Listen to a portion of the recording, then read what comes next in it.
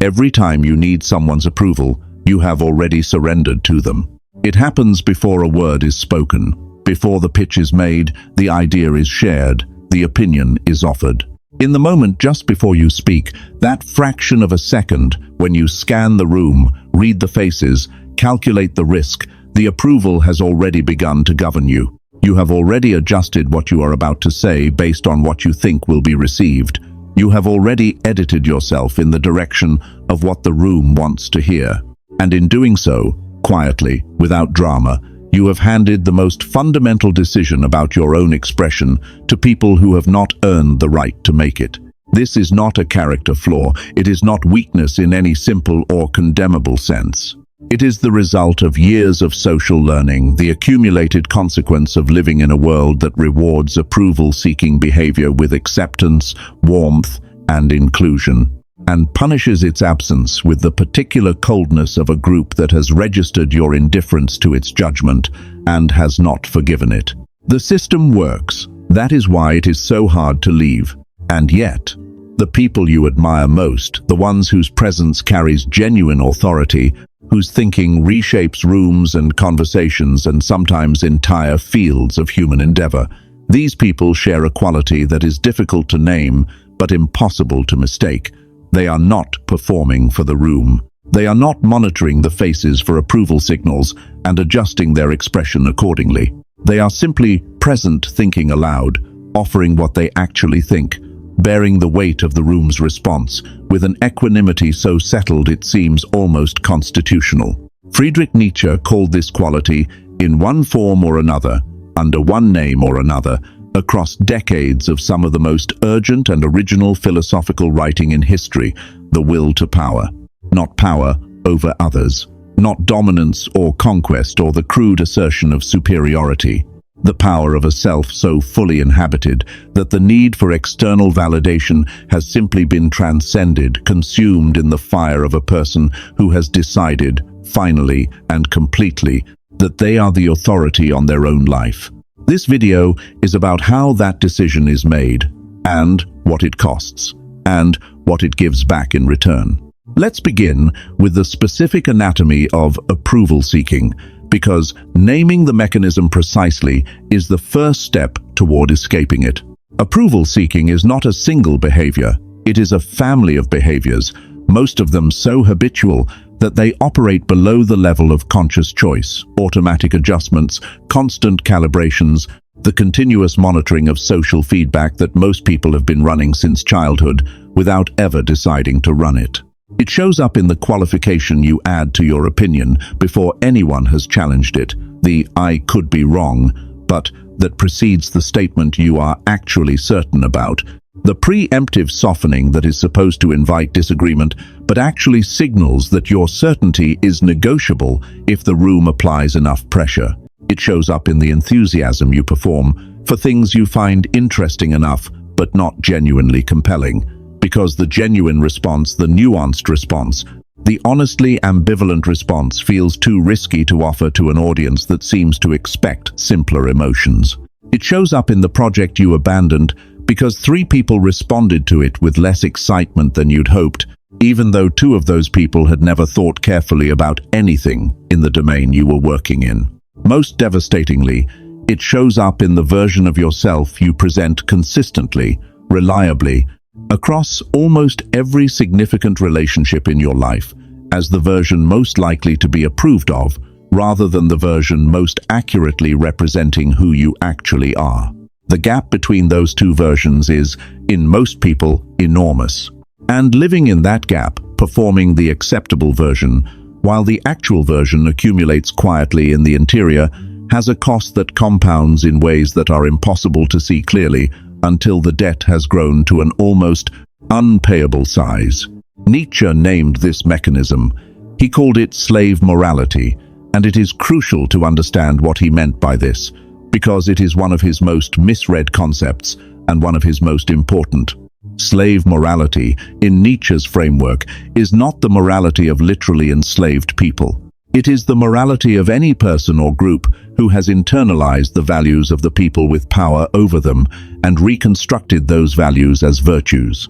It is the morality that emerges when you cannot get what you want through direct action, and so you begin to define wanting through direct action as wrong, to reframe the assertive, the bold, the self-determined as dangerous, arrogant, selfish, unsafe. The approval seeker has done something very similar. They have taken the social pressure to conform, to perform, to meet the expectations of the group, and they have reconstructed it as a virtue, as evidence of their sensitivity, their humility, their genuine care for others. And while sensitivity and humility and genuine care are real goods, in this reframing, they are not what they claim to be. They are the rationalization of a compliance that began as a survival strategy and calcified, over time, into an identity. You are not seeking approval because you are humble. You are seeking approval because, somewhere in your history, the cost of not seeking it was too high. And that historical calculus, correct in the context where it was formed, often a childhood context, where the powerful people around you genuinely did control your access to safety and warmth, has been imported, unchanged, into a present where those conditions no longer apply. You are still managing a threat that has not existed for years, possibly decades. And the management has become invisible, so automatic, so woven into your ordinary behavior, that it no longer feels like management at all. It feels like personality. This is the most important insight Nietzsche offers, and it is genuinely liberating when it lands. The person you perform for the world is not your character. It is your adaptation. And adaptations, unlike character, can be revised. There is a moment, and almost everyone who has ever seriously begun to let go of approval seeking can identify it, when the fear of disapproval is suddenly, briefly, clearly visible for what it is. Not a genuine threat, not a real danger, not a force with any actual power over your capacity to exist, to think, to create, to become what you are in the process of becoming, just a feeling. A very old, very well-worn feeling that has been misfiled under the category of catastrophe for so long that the misfiling has never been questioned. Nietzsche described this moment, or something very close to it, as the death of God. Not literally, not only theologically, but as the moment when the external authority that has been organizing your values and your behavior is revealed to be a construct rather than a necessity. The scaffolding that held everything up is seen, suddenly and irreversibly, as scaffolding, as something built, not given, as something that can be taken down. The death of God, for Nietzsche, was terrifying. He did not celebrate it naively. He understood that when the external authority dissolves, the person who has built their entire orientation around that authority faces the most vertiginous experience available to a human being: the freedom to decide for themselves what anything means. The freedom that is simultaneously the most exhilarating and the most frightening thing imaginable. Letting go of approval is a smaller version of this moment, but structurally identical. When you genuinely release the need for approval, you experience something similar, a vertigo, briefly, as the scaffolding of other people's expectations stops holding you up. And then, if you remain standing rather than rushing back to rebuild the scaffolding as quickly as possible, something else, something that feels, the first time you encounter it cleanly, almost like flight. Let's examine what actually happens mechanically, socially, immediately, when you stop seeking approval. The first and most immediate change is that you stop editing yourself before you speak. The thought that forms in your interior arrives in the room with more of its original shape intact, less softened, less qualified, less adjusted in the direction of what will be most palatable. And the room responds to this differently than you might expect. Not always positively, not universally with warmth and acceptance. The room may push back. Some people in the room will find the unedited version of you less comfortable than the curated one, because the curated one was designed for their comfort. The unedited version is designed for truth. And truth, in many social environments, is more friction-producing than comfortable. But here is what Nietzsche would want you to notice about that friction. It is real. It is the genuine response to the genuine thing. And a genuine response to a genuine thing, even when it is uncomfortable, is worth infinitely more than an approving response to a performance. Because the approving response to a performance tells you nothing about whether the genuine you is acceptable, interesting, valuable, capable of connection. It tells you only that the performance worked, that you have successfully concealed enough of yourself to avoid disapproval. The friction of genuine encounter, the pushback, the disagreement, the occasional stark lack of enthusiasm from people who preferred the edited version is the beginning of actual information. It tells you what the unedited you produces in the world. And that information, however uncomfortable, is the only information you can use to build anything real. Now, let's look at what approval seeking does to your thinking, because this is where the cost is deepest and most rarely examined. Every thought you have moves through a filter before it becomes a thought you share. In the approval-seeking person, that filter is calibrated primarily to social reception, to the question of how this thought will land, whether it will be accepted, whether it will produce the responses that signal inclusion rather than the responses that signal exclusion. Thoughts that pass the filter get expressed. Thoughts that don't stay inside, where they accumulate. Over time, the filter becomes predictive. It stops operating post hoc, after the thought is formed, and begins operating at the level of formation itself. You stop generating certain kinds of thoughts because you have learned, without conscious decision, that those thoughts will not pass the filter anyway. The creative space, the genuinely original space, the space where your most interesting and most idiosyncratic thinking lives, this space slowly contracts, fenced in by the preemptive editing of a mind that has learned to anticipate disapproval before the thought is even complete. Nietzsche called the full expression of one's genuine nature, the will to power, in its most creative form, the highest human possibility. Not because it guaranteed social acceptance, not because it was comfortable, but because it was the only mode of existence in which a person was actually using all of themselves. The person operating with the filter fully engaged is using a fraction of what they are, the fraction that has been approved, that has been deemed safe, that fits within the boundaries the social world has established. The rest, the most original parts, often the most valuable parts, stays inside, unseen, slowly atrophying from disuse. And the world loses whatever those parts might have produced, and the person loses whatever it might have felt like to produce them. Let's turn to the historical figure who lived this philosophy most completely, not in any comfortable or idealized way, but in the raw, costly, ultimately extraordinary way that genuine philosophical commitment demands. Nietzsche himself. He published books that sold almost nothing during his active years. He held positions that were never fully accepted by the academic establishment he had once been part of. He wrote ideas that his contemporaries found bewildering, excessive, dangerous ideas about the revaluation of all values, about the death of God, about the Übermensch and eternal recurrence, that were met with the particular silence that institutional culture reserves for things it doesn't know how to categorize and therefore doesn't know how to approve. He could have adjusted. He had the intelligence to know, with considerable precision, what the world of his time wanted from a philosopher, the reassuring frameworks, the comfortable moralizing, the ideas that confirmed rather than disrupted the existing order of values.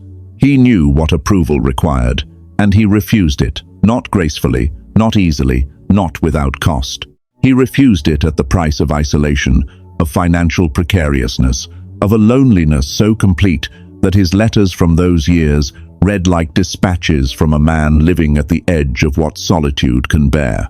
And yet the work, the sustained, extraordinary, increasingly original work that poured out of him across those years. The gay science, thus spoke Zarathustra, beyond good and evil, the genealogy of morals, work of such density and originality that it reshapes the landscape of European thought in ways that are still being worked through a century and a half later. He did not produce that work because the world approved. He produced it because he had decided, at some foundational level, that the approval of a world not yet capable of receiving it was not the standard by which the work should be measured. He was writing, in some sense, for the future, for the readers who would eventually be formed, in part, by the ideas he was producing. And he trusted that future more than he trusted the present's capacity for recognition. That is what the release of approval makes possible at its fullest expression, not just a more authentic life, but a more genuinely original contribution, one that is calibrated to what is true rather than to what will be received. Let's be honest about the cost, because Nietzsche was the least sentimental of philosophers, and he would not forgive us for presenting his ideas without the full weight of what they demand. Letting go of approval is not a single decision. It is a practice continuous, frequently uncomfortable, regularly tested by the genuine human need for belonging that does not disappear because you have decided philosophically to release approval. The need for connection, for recognition, for the warmth of genuine regard from people who matter to you, these are real and they are not pathological. They are part of what it means to be human, and Nietzsche, for all his celebration of the solitary and the self-sufficient, understood this with a private anguish that his published work only partially concealed. The distinction is not between needing connection and not needing it.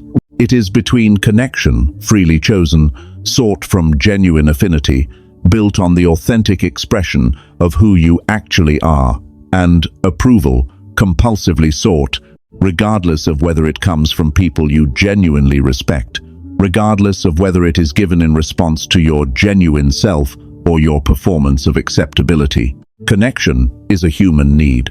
Approval is a trap. The first asks who genuinely resonates with what you actually are. The second asks what you need to become in order to avoid disapproval. The first builds something real. The second builds a cage, a very comfortable, very well-reviewed cage, but a cage nonetheless.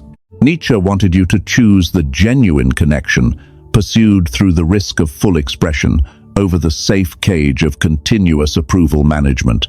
He knew the choice was hard. He knew it was lonely, sometimes, in the transitional period, the period between the old scaffolding coming down and the new ground being discovered. He knew that the vertigo was real, and the loneliness was real, and the friction was real. He also knew what was on the other side. Here is what the other side looks like, not as an abstraction, but in the daily, lived, specific texture of a person who has genuinely released the need for approval. They walk into rooms differently, not with performance, not with the deliberate projection of confidence that is really anxiety wearing a mask, with something quieter, a settled quality in the bearing, a lack of the continuous low-level scanning that approval-seeking produces, an orientation toward the situation that is primarily curious rather than primarily defensive. They are interested in what is happening rather than primarily interested in how they are being perceived in the context of what is happening. They express opinions with a completeness that is rare enough to be startling. Not aggressively, not with the false confidence of someone who has decided that certainty is the appropriate performance of strength. With genuine completeness. The thought arrives in the room with its original shape intact, its qualifications present where the qualifications are genuine and absent where they are not, its relationship to uncertainty honest, because the honest relationship to uncertainty is no longer a threat to how they appear. They absorb disagreement differently. Not without feeling it, they feel it, the way anyone feels, the friction of genuine encounter with a perspective that challenges their own. But they absorb it as information rather than as verdict. The disagreement tells them something about the person disagreeing, about the gap between their thinking and another's, about where the argument needs more development, or where the other person has a genuine insight that deserves engagement. It does not tell them that they are wrong to be who they are or to think what they think. And they do not require resolution. They can leave conversations unresolved, relationships ambivalent, situations unclear, and remain functional, remain grounded, remain oriented toward their own work and their own thinking, without the desperate need to close the open loop of someone else's uncertain regard. Nietzsche's concept of the Übermensch, the overman, the beyond person, is his most misunderstood idea, and in this context, his most relevant one. The Übermensch is not a superior being in any biological or racial sense that reading, weaponized for monstrous purposes in the century after his death, is among the most destructive misreadings in the history of ideas. The Übermensch is a philosophical concept. The person who has completed the transition from external authority to internal authority, who has ceased to look to the world for the values by which they live, and has instead generated those values from their own deepest nature. This person does not need approval because they no longer operate by the standards that approval reinforces. They have not adopted a new set of external standards by which to measure themselves. They have made the more radical and more demanding move of developing the capacity to generate their own standard, rooted in their own genuine values, answerable to their own honest self-assessment. This is not arrogance. Arrogance is the loud assertion of superiority which is still, at its core, oriented toward the other, still dependent on the comparison, still requiring an audience to perform the superiority in front of. The Übermensch, in Nietzsche's conception, has simply moved past that orientation. They are not comparing, they are creating. They are not performing, they are becoming. And in that, becoming in the continuous, demanding, frequently lonely work of developing the self according to its own genuine standard, rather than the world's convenient one, something accumulates that cannot be taken, cannot be revoked, cannot be affected by whether the room approves or not. Character, the actual thing, not the performance of it. So here is what you are actually doing, right now, every time you seek approval. You are submitting the question of your worth to a jury that has not been selected for its wisdom, that does not have access to the full evidence, that is operating from its own unexamined needs and fears and social pressures, and that will render a verdict based on criteria that have nothing essential to do with who you actually are or what you are actually capable of. And then you are accepting that verdict, living inside it, editing yourself in its direction, building a life in the shape that it permits, rather than the shape that your own deepest nature is pressing toward. Nietzsche's gift delivered without comfort, without reassurance, with the full force of a man who had paid the price of living this philosophy, rather than merely thinking it is the permission to fire the jury. Not to become indifferent to human connection, not to retreat from the world's engagement, not to stop caring whether your ideas are received or your work recognized, but to move the question of your worth from the jury's chamber to a place the jury cannot access. The place inside you where the work is genuinely being done, where the thinking is actually occurring, where the self that no performance can fully represent is living, always, with more complexity and more possibility than any external verdict can account for. Let go of the approval. Not all at once, Nietzsche would be the first to tell you that the dramatic, theatrical gesture of liberation is usually its own performance, its own bid for approval from whoever is watching the gesture. Let it go the way a hand releases something it has been gripping too long slowly, with the acknowledgement that the gripping was real, that the thing gripped mattered, that the letting go is an act of genuine courage rather than casual indifference. And then notice what happens in the space the approval used to occupy. There will be vertigo, briefly. There will be the cold air of a freedom that has not yet been furnished with purpose. There will be the specific discomfort of a room that is responding to the actual you rather than the managed version, and not knowing yet whether this is the response you wanted. Stay with it. Let it clarify. Let the genuine thing settle into the space where the performance used to live. And discover, as everyone who has made this passage genuinely discovers, on the other side of the vertigo and the cold air and the discomfort, that the power was never in their hands to give.